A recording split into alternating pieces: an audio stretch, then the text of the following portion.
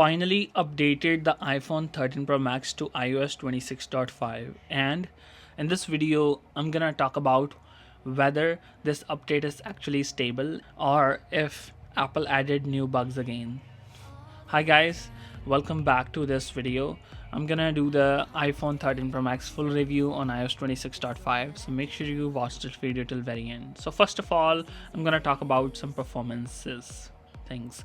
Honestly, phone still feels very smooth, animations are clean, app opening quickly, and scrolling feels buttery smooth thanks to 120Hz ProMotion display. In daily usage, I didn't notice any major lag or freezing issues. Now let's talk about the battery life, because that what most people worry about everyday usage after iOS update. From my experience, battery performance still actually feels slightly better compared to previous versions. Standby drain seems lower, and heating during normal usage feels pretty controlled. But online reactions are mixed. Some users are reporting battery drain issues, especially during the first few days after updating, and honestly, that can be normal because iPhones usually do background indexing after a major update. So if your battery feels worse immediately after updating, don't panic too quickly. Now let's talk about the bugs in the update. Personally, I haven't experienced any major bugs so far, although sometimes I notice slight animation stutters during UI transition, and a few users online are reporting occasional lag issues.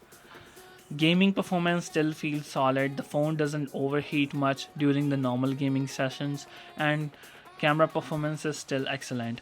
Talking about the gaming, I have played PUBG and iPhone 13 Pro Max on the normal settings, and it was really nice. Phone didn't go extremely hot. It was warm, I can say. Let's talk about the camera performance.